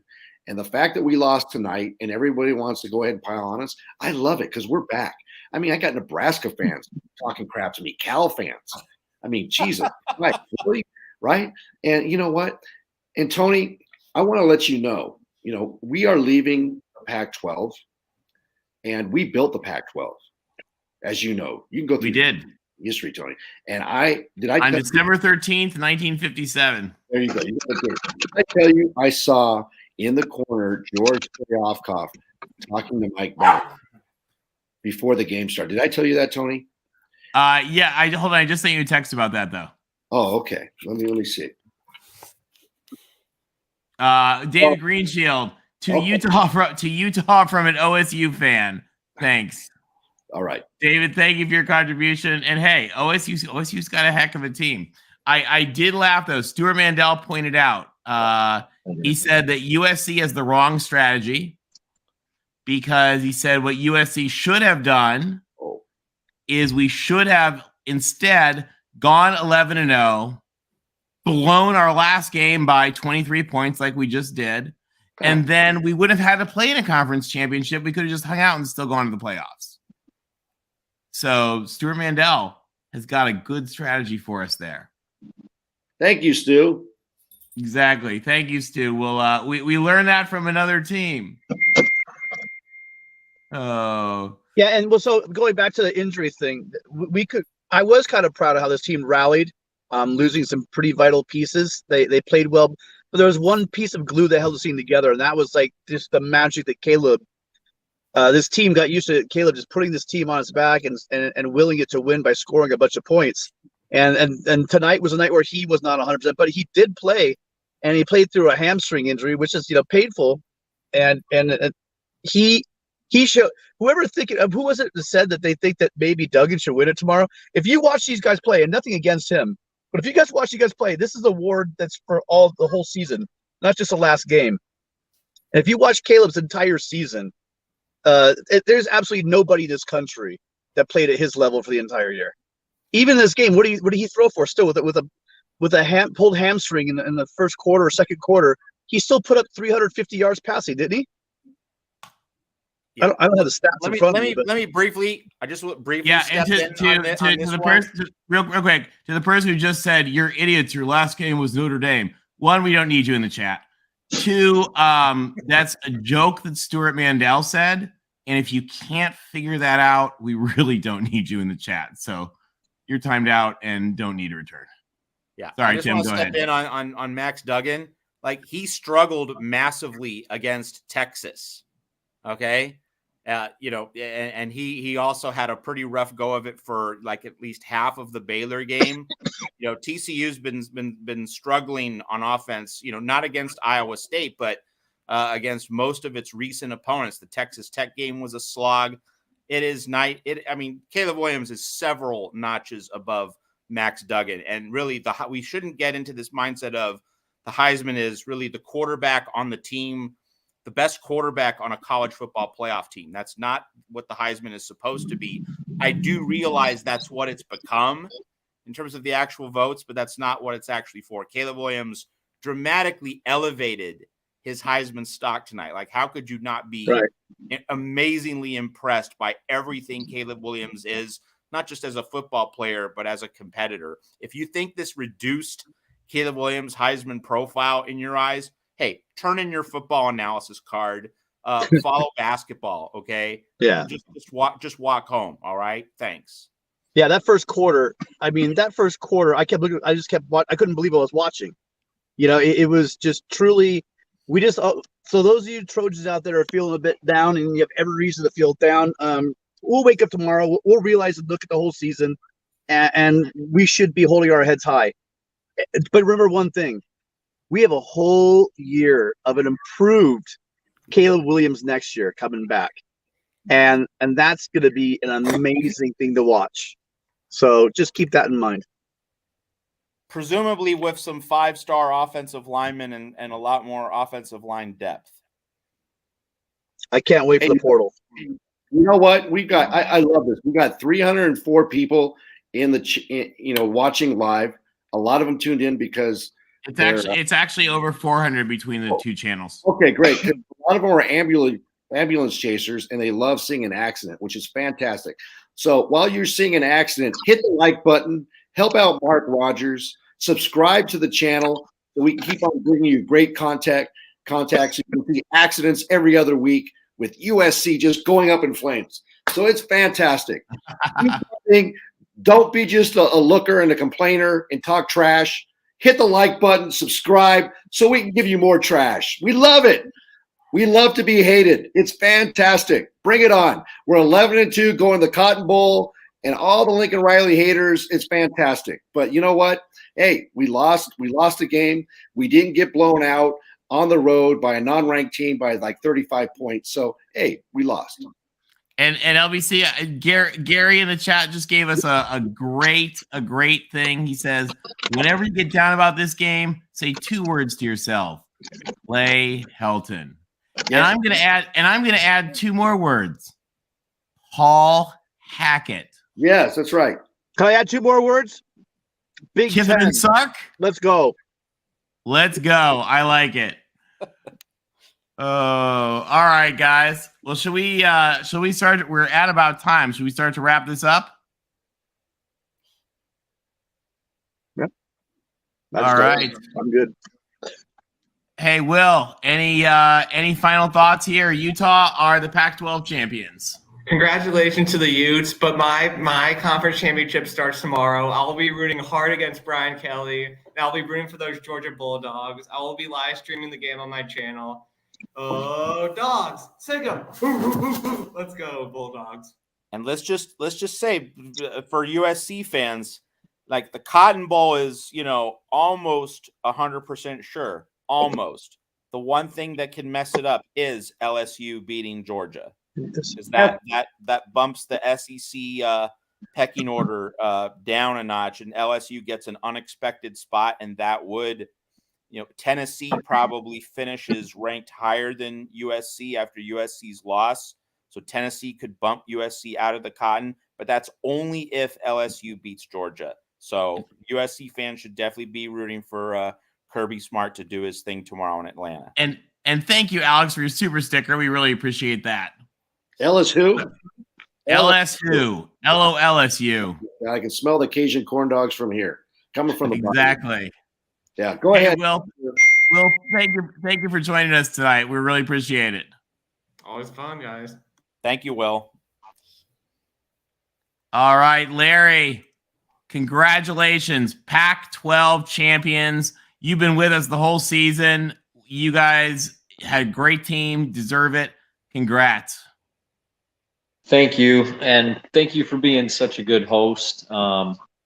Tim and Rick and Matt, you guys are, very insightful. And, it's nice to come on and have intelligent conversation and not just beat our chest and go in the Southeastern Conference direction, which I appreciate because that's just unintelligible. And you guys have had a hell of a season from 4-8 to 11-2, and you only lost to one team. And, it was a great year for the Pac-12. USC overperformed this year, and going to have our Utes carry the torch. And thanks for a great season, and hold your heads up. Thanks. And while you're also there, Zach T gets one final zing before he goes to bed and says, I wonder what Williams would pay his deals with now. The whole F Utah thing didn't work out so well. Very true. I'll be honest, we probably could have done without the nail painting segments, but that's okay. Hey, Larry, Utah, Pac-12 champions. Congrats again. You can't see it, Larry, but I got my U up right now. Good job, you guys, and I'll be rooting for you guys in the Rose Bowl. Beat James Franklin. Beat James Franklin. We better. Yes. That's an order. Yeah. Okay.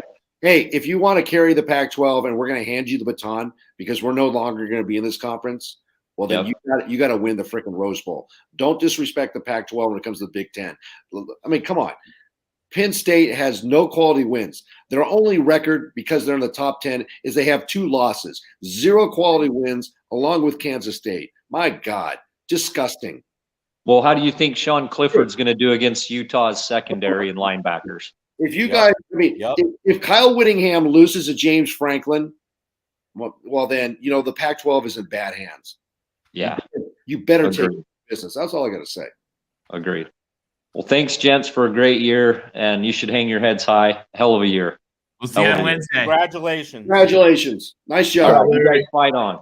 Yeah. You keep fighting on. Thanks. Thanks. Matt, bummer for the site, but what a night. Hey, what a season. Like, USC's overachieved. Like, that's, again, there are some losses that you never forget, and you just, you carry them with you the rest of your life, and you lament the blown opportunity. Grown men 30, 40 years later, the things that just eat at your soul. This is not one of those losses, right? Like, there have been losses where, like, you're supposed to win, you're expected to win, the game unfolds, you should win, you're the better team, and you don't do it. This is not it. This is year one, and it's supposed to get better from here. And frankly, just in terms of a program building standpoint, like, this just reaffirms for Lincoln Riley and Alex Grinch that this is the work they need to continue to do to get better. And so there's kind of a purity, there's kind of an honesty about this moment. Like this is how it was supposed to be, not in terms of getting dump trucked in a Pac-12 championship game, but in terms of, like, this roster was probably not going to be able to go all the way. There's a realism about it, and it's easy to accept when that's kind of the larger portrait. What's harder is that when you felt you were actually better than what you showed, but 11-2, like, USC did not leave potential unfulfilled. I mean, it obviously could have played better, but this was not a complete team, and so the 11-2 for this roster, like, Lincoln Riley and Alex Grinch squeezed as much blood out of the turnip as they realistically could. There are no fundamental regrets. Yeah, you could point to a play. Yes, like, not getting a 3-score lead of 17, 21 points when they had the chance. Yeah. But, Utah was so dominant in the second half that, it's not really the kind of thing where you're left wondering and saying, like, oh, that was the moment. No, not when Utah was so much better in the second half. And full credit to the Utes. And it's just not a game that, I mean, I can't speak for other USC fans, but I'm just going to say, this is not a game I'm going to lose sleep over. It's not. There are many other examples of games that torment me, that you wake up and you feel that ugly, sick feeling in the pit of your stomach. This is not one of those games. Well, thank you for joining us, and thanks for joining us every week. We really appreciate having you. Everybody, when we say this all the time, sorry, Matt, we should have said this earlier. You guys should be following Matt at Trojans Wire. He is the best source of lots of USC news and information, and he's the guy to talk to. And just want to make sure Georgia does its job, and we have a Cotton Bowl to preview, which is going to be really fun. Glory, glory to old Georgia. We hope you guys win. Thanks, Matt. We'll talk to you soon. Thanks, See you, Matt. Rick. See you, Tim. Thank you. Thanks, Matt. Tony, for putting it all together. Anytime. All right. LBC, you want to go next? Sure. Hey, I had a great time. This has been a fantastic season. I'm very thankful to Mark Rogers, the voice of college football, for giving us this platform. I'm thankful to all the viewers in the chat who love and hate USC. I think it's fantastic, because the fact that you hate us means that we're back. We're 11-2. We should have been 8-4. And we may go to the Cotton Bowl. We may not. Who cares? But Caleb Williams coming back next year. We're going to get more players out of the transfer portal. We're going to take them from your schools, and you can go ahead and call us thieves and rail on Lincoln Riley and what you have. I mean, I have OU friends that are 6-6 talking smack today, Cal fans, Nebraska fans. That's what it's all about. That's college football. And actually, the nice fans are behind us. We're saying, oh, wow, that's great that money can buy. I said, look, it's a two-way street. Get up to date. This is college football. It's NIL. It's legal. Okay, SEC been doing it for 35 years. Been funneling money through Baptist Church. Don't get it twisted. Okay, yeah, because there's one team that is feared by the SEC, and they took us down. And that's USC. Okay, and it's fantastic. We lost today, but we won. We won because we are back, and nobody ever thought we were going to be back. And you can say Lincoln Riley's soft. You can talk about defense, this and that. He's going to take players from your team, right? And it's going to be tweeted out by players on the team. And you're going to blame Lincoln Riley for stealing your players. Go ahead and start your tears and cry, baby, cry, because it's coming. And you saw what we did this year.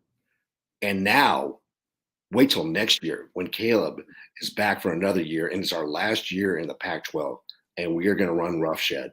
I'll tell you right now, US.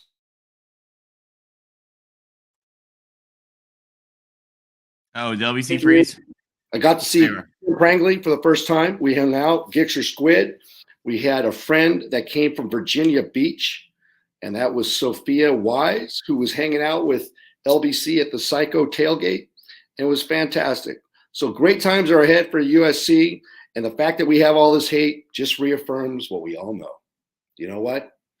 Hated by many, loved by few. Arrogant bastards, and fight on. Congratulations, Utah. Go win the Rose Bowl. Do the Pac-12 proud, because the conference is yours. And carry on. And good luck. Good night. Fight on, LBC. Fight on. Oh, sorry, Tim. All right, Tim, any final thought?